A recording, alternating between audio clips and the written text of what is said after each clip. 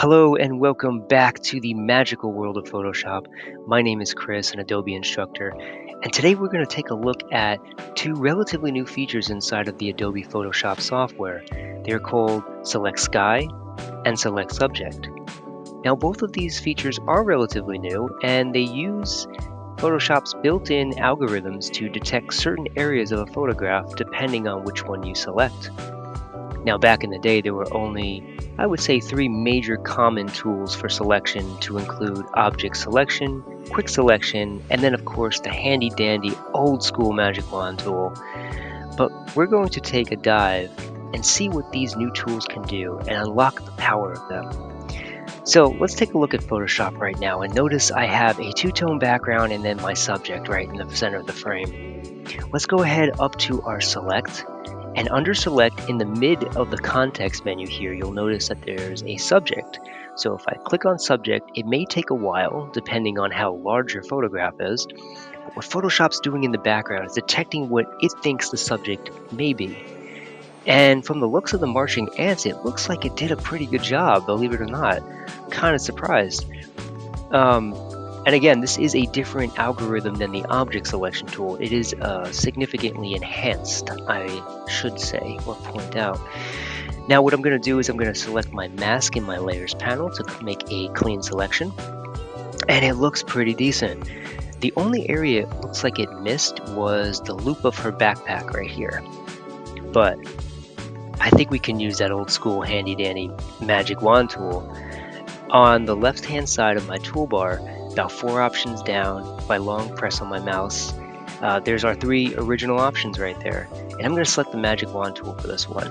Because you notice that the inside of the loop of her backpack, it's just that pink wall. So it's relatively the same color. Maybe there's a few shades in there, a few tints in there, but it's relatively the same hue.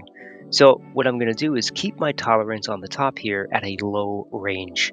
And what this will allow the magic wand tool is just select a sample of the color and not go all over the place with the selection. By keeping the tolerance low, the range will be low, so it will highlight this contrast right here, this pink. And I'm going to click one time, and that does a pretty good job. Now, what I can do is take my brush tool and I can brush this away. And what's cool about making a selection inside of an already masked selection is that you can actually go crazy with your brush. Like, I don't have to be super detailed and worry about clipping on the loop of that backpack right there, because I'm confined to the actual selection right there. And that's really one of the powers of a selection tool in Photoshop. Or otherwise, I just hit Control D, by the way, to deselect. Otherwise, I could just brush it out and zoom in and make sure I don't clip it. But that is one of the more powerful features that the Magic Wand tool was intended to do. Now let's take a look at that Select Sky. So select subject, I'm gonna give it an A+. Let's take a look at these two images right here, this photo composite I have. Now, this basically just consists of 2 photographs that are blended together using the gradient tool and the mask tool. Or should I say the mask option, because remember, the mask, the whole way it works is that black conceals and white reveals. So by using a gradient, we're going from black to gray to white. So that's how we get this smooth blend right here from these 2 photographs. And I like it, but the problem is that the bottom photograph with our subjects in it, the background is very overexposed, it's blown out, the sky is blown out, whereas the sky on top for our top image here is very muted. It's kind of got those orange tones, maybe taken at sunset. So now typically I could go in, I could make an adjustment layer and then just adjust this entire bottom layer, which is fine, nothing wrong with that. But let's say I want to keep the colors of my subjects right here. I just want to change this white part of the sky in the bottom photograph. Let's try Select Sky. So if you go up to where it says Select, and then kind of like it's just right underneath Subject, Select Sky, what Photoshop is going to do is select what it thinks the sky is. And if I look at my marching ants, it looks like it actually did a pretty good job.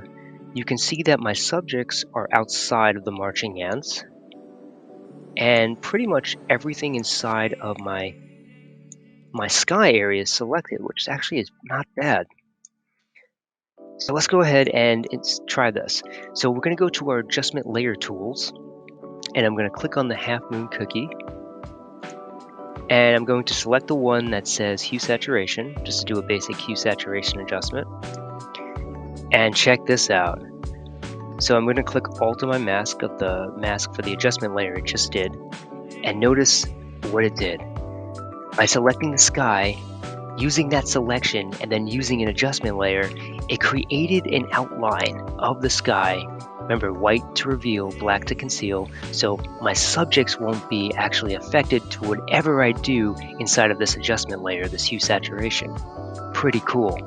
So I'm going to hit Alt on the mask now, and let's do some adjustment. And what I'm going to do is take the saturation down a little bit and take some of that lightness out because it is kind of overexposed. Maybe just take the colors a little bit more towards the warmer range.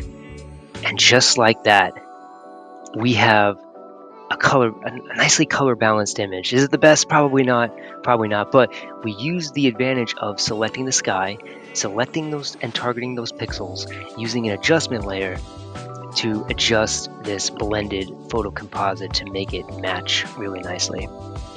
And there you have it. So select subject will select what it thinks a subject is. This could be a person, this could be a vehicle, it could be a piece of equipment or a building. But what select sky does is kind of the opposite. It selects basically what it thinks that the range of a sky would be. So if you have a lot of sky in your background, you can use select sky if you want to make any adjustments to it. So pretty powerful and pretty cool. I really hope you enjoyed this tutorial. I loved making it, and I'll see you in the next one.